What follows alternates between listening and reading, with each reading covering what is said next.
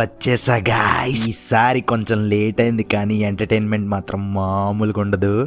Bus start అవడం late కానీ మా బ్యాచ్ రచ్చ స్టార్ట్ అయిపోయింది. పక్కన బస్సు వాళ్ళని చూసి వాళ్ళకంటే మించి డాన్స్ వేయడం స్టార్ట్ చేస్తాం. మధ్యలో తాజా రెస్టారెంట్ లో బ్రేక్ఫాస్ట్ చేసేసి మళ్ళీ జర్నీ స్టార్ట్ చేసాం. ట్రాఫిక్ వల్ల 11 అయింది గాయ్స్.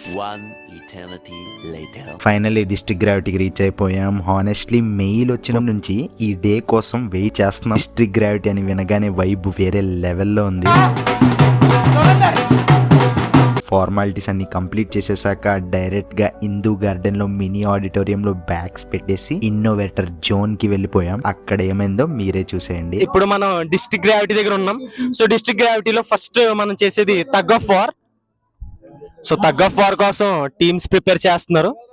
టీమ్స్ కోసం మా సార్ ఏమంటున్నారో మీరే వినేయండి. చాలా వీక్ టీమ్ కానీ గెలుస్తామని చూస్తా ఉన్నాను. గెలుస్తామనే ఉన్నాం వీక్ టీమ్ గానీ. ఒక అంగుళమే తేడా.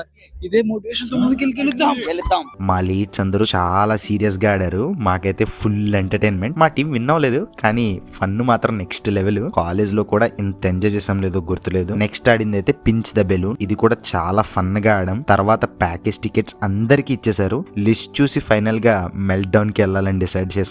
మెల్ట్ డౌన్ అంటే నిజంగా మెల్ట్ అయిపోయాం గాయ్స్. ఇప్పటికీ ఆకలి పీక్ లో ఉంది. డైరెక్ట్ లంచ్ ఏరియాకి వెళ్ళిపోయి బఫెట్ ని గట్టిగా ఫినిష్ చేస్తాం. లంచ్ తర్వాత అసలు గేమ్ ఎంజాయ్మెంట్ స్టార్ట్.